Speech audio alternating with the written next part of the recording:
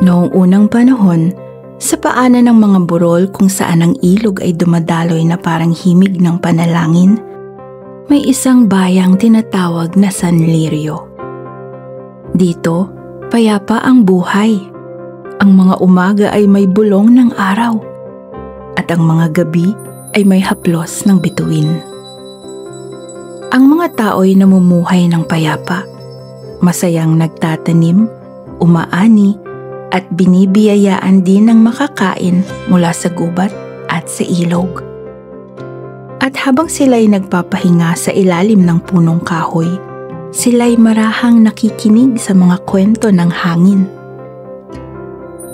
Ngunit sa paglipas ng mga taon, unti-unting nagbago ang bayan.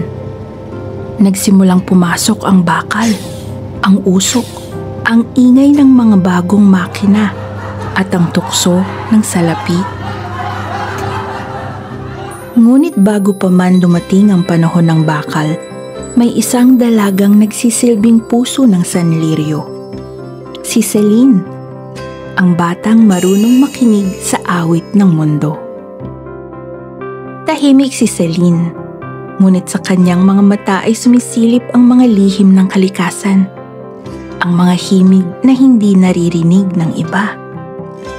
Habang ang iba ay nakaririnig lamang ng ihip ng hangin, siya ay nakaririnig ng mga bulong na nananahan sa bawat katahimikan.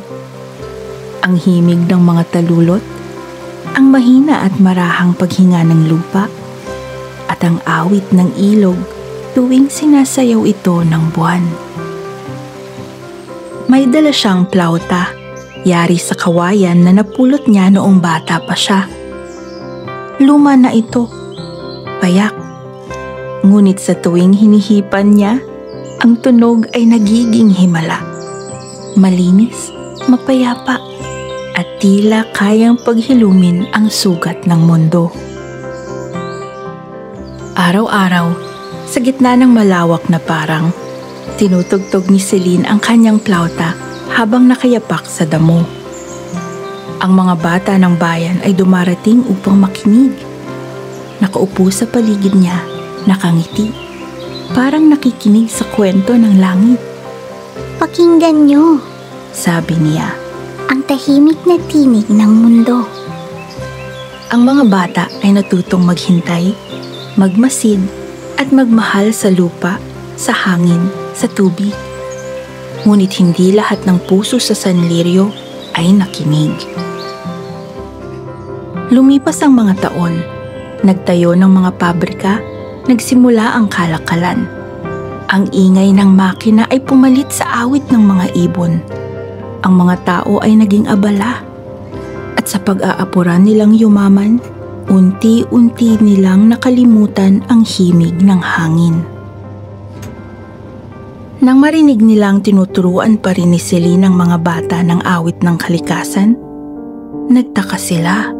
Abay, ano bang silbi ng pakikinig sa bulaklak? Sabi ng mga matatanda. Hindi ka naman yayaman sa ganyan eh.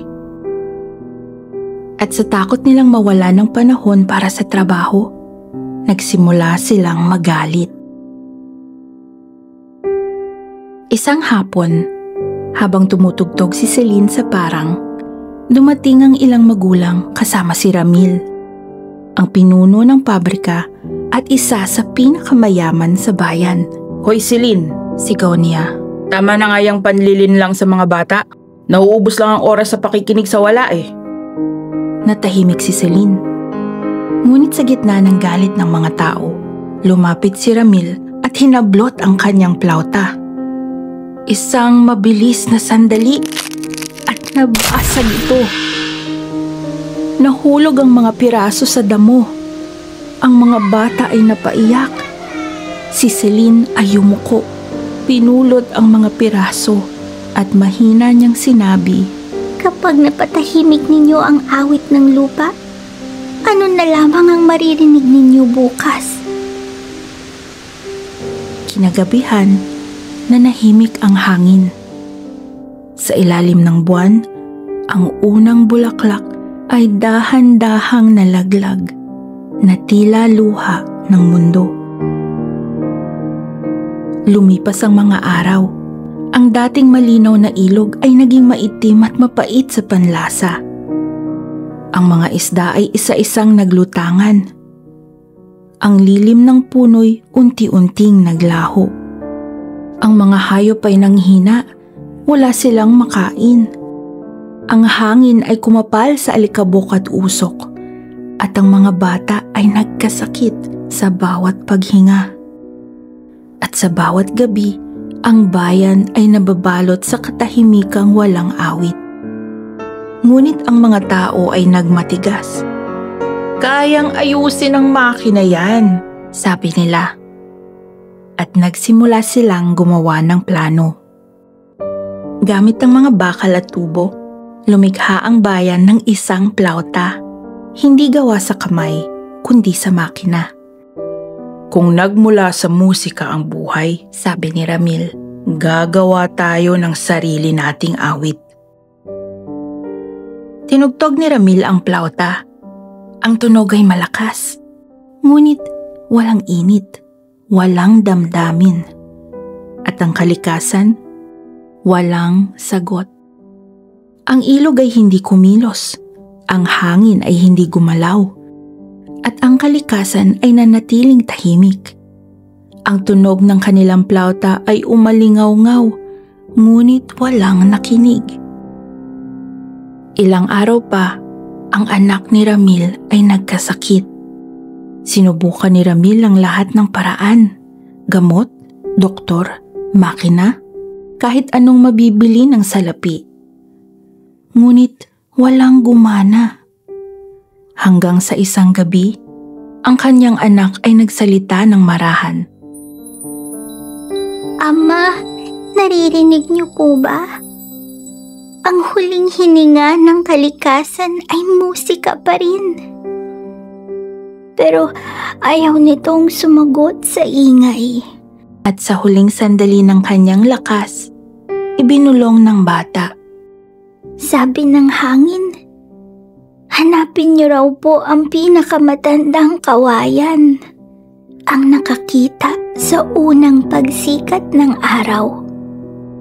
Doon po matatagpuan ang huling pag-asa. Kinabukasan, nagpunta si Ramil sa kagubatan. Nilisan niya ang pabrika, ang usok, ang ingay. Naglakad siya hanggang sa marating ang puso ng gubat, kung saan nakatayo ang pinakamatandang kawayan, ang nakasaksi sa unang liwanag ng mundo. Lumuhod siya sa harap nito. Ang kanyang mga kamay ay nanginginig at ang kanyang mga mata ay puno ng luhang matagal nang pinigilan. Patawad. Patawad. Sinira ko ang tinig ng mundo. Ngayon, sinisingil kami ng katahimikan. Tahimik ang paligid, ngunit pagkatapos ng ilang sandali, ang mga dahon ng kawayan ay kumaluskos. Tila tugon sa panalangin ng nagsisisi. Isang gintong sanga ang dahan-dahang lumabas mula sa puno at inihandog kay Ramil. At naintindihan niya, ito ang huling pag-asa nila. Gamit ang maliit na kutsilyo, sinimulan ni Ramil ang pag-ukit sa sanga. Walang makina, walang bakal. Muling naalala ng kanyang puso ang dating gawi. Bawat tabas ay pag-unawa at bawat guhit ay panalangin. Nang matapos siya, ang bagong plauta ay marahang nagliwanag. Bumalik siya sa bayan, lumapit kay Celine at lumuhod sa harap niya. Celine, patawarin mo ako. Akala ko kayang tumbasan ng makina ang musika ng mundo. Ngunit ngayon ay nauunawaan ko.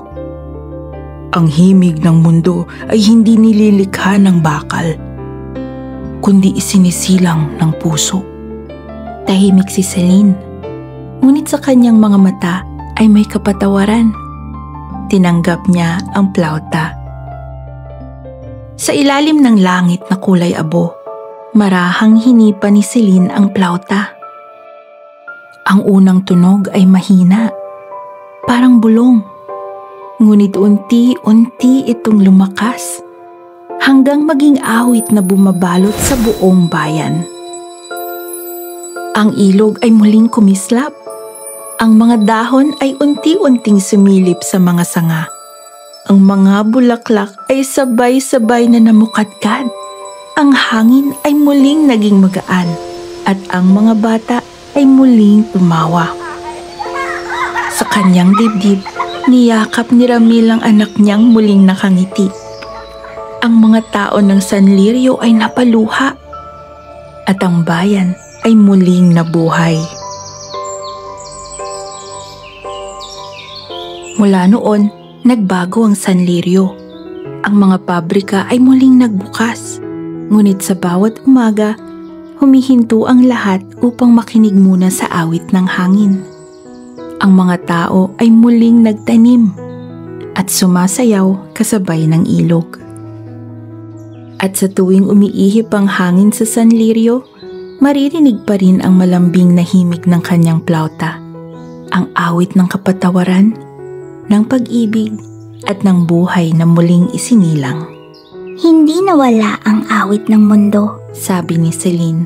Tayo ang nawala sa pakikinig, sa pag-unawa at sa pagmamahal. Ito ang mga kwento ni Anda, mga alamat at salaysay na may aral at hiwaga. Kung nagustuhan mo ang kwento, huwag kalimutang mag-like, mag-subscribe, i-share ang video, at i-click ang notification bell upang mabigyang tinig muli ang ating mga alamat. Hanggang sa susunod na kwento, paalam!